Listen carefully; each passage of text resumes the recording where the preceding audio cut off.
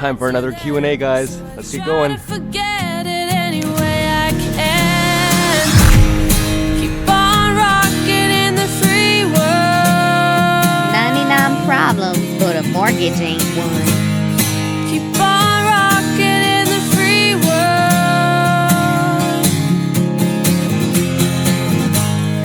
Keep on rocking in the free world.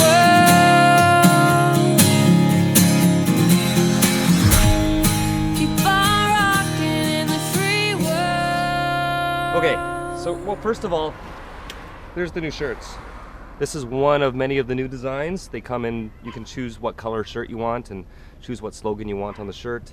And I'm going to be doing the draw soon on the channel. From all the people that made a contribution on my PayPal account, I put all your names into, well, they're going to go into this hat. And I'm going to do I'm going to do it live. I'm going to do one of the Google Hangouts live.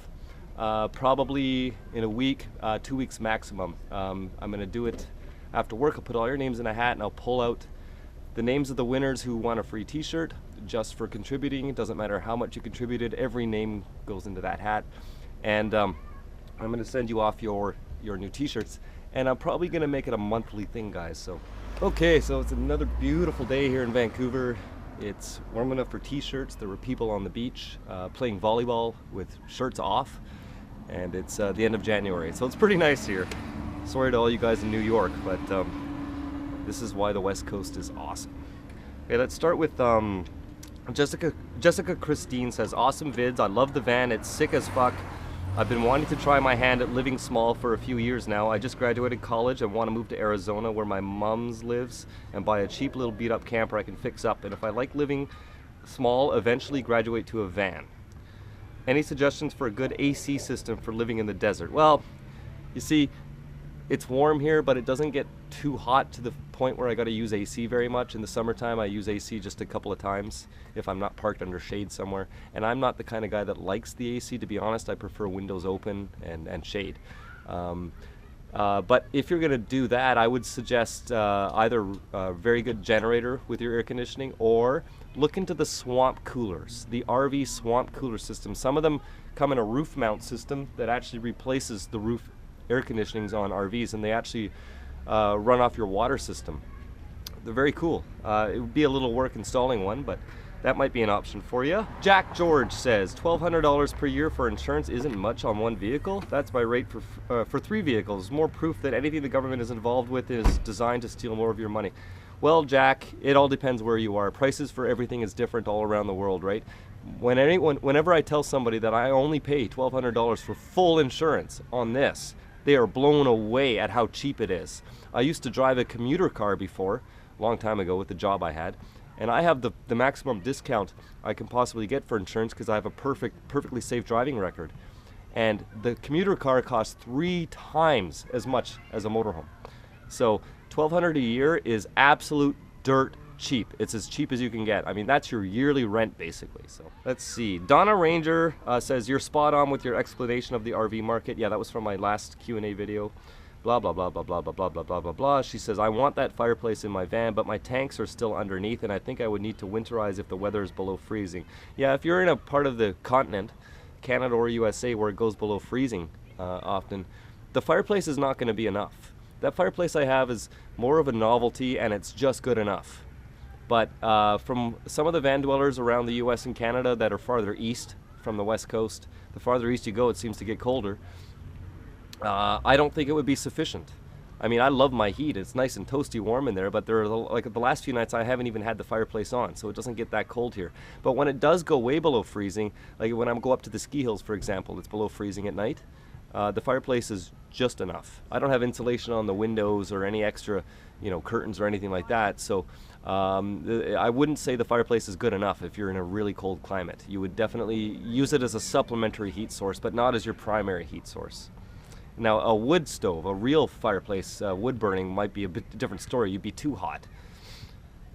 Remember, the propane fireplace is only around 4,000 BTUs, so it's 1/3 of what the RV furnace puts out as far as heat goes. Oh, that's working on a car here. Excuse the noise. Odamo says, hi Justin, does the van start rocking when you're having sex in it? Have you ever had a knock on the door of the cops wondering what's going on? LOL. Like, that's what makes it more fun, man. In fact, leave the windows open too. Sounds like a Volkswagen. Matthew Ho says, hi Justin, on your next Q&A session, can you talk about your mobile internet choice? What type of mobile internet plan do you use and how much per month? Or you just use Wi-Fi? Thanks, Matthew Ho. Well, I've talked about this before, but I'll go over it again.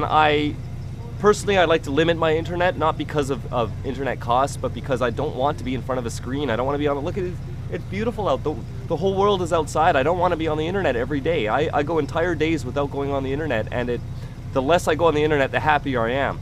And that was the same in an apartment. I didn't want to be on the internet too much, so I tried to force myself not to go near my computer. So it works out just fine for this lifestyle because I limit myself to maybe an hour a day. Or I have this rule where when my laptop is charged, I can get 4 or 5 hours out of the laptop. I'll only allow myself to charge it once every few days. Every 3 days I bring it into work. And if the battery dies, so what? I'm happy. I won't touch it until my next recharging day. I just bring it into work and charge it up when I'm at work. And that's the way I live, and I love it. And I don't want to be online 24/7. I do have data on my phone. I actually shut off my data quite often because I don't want to be bothered. I don't want to be always online, always connected. I want to be actually, living life. So it's ironic because I'm on YouTube talking to you about this, but I set aside an hour here and there to do things like this, but I don't want to be connected all the time. So I use cell data only. I use this, and I have a little internet stick as well. I limit myself to about 10, 12 gigs per month. That's gigabytes. And if I have a really big upload, sometimes I'll just wait till I go to work in a couple of days and I'll just use the Wi-Fi there and upload it. But to me, it's a non-issue because I don't want to be connected all the time. So I'm not worried about having some sort of high-speed 24/7 connectivity. It's just not something I strive for. Automatic No Static says, I'm still curious what you carry for protection. I carry a handgun, never loaded, of course, due to separate state laws. I have ways to protect myself, but I don't think that's something that somebody should go public on the internet and talk about. You know what I mean? So, not because anything is illegal, but just because I think that's something you don't want to tell the whole world. If somebody wanted to cause you harm, would you want to tell them how you're protecting yourself? I mean, specifically anyways, but let's just say I'm not worried about that. All right, that's it for this week. Drop your questions below. I'll check them out. And if there's any interesting ones and no stupid ones, like where do you do laundry, then I will do my best to answer them on the next video. All right, keep on rocking the free world, everyone. We'll talk to you soon. Hey, so what do you think of van life? Van life's fucking awesome.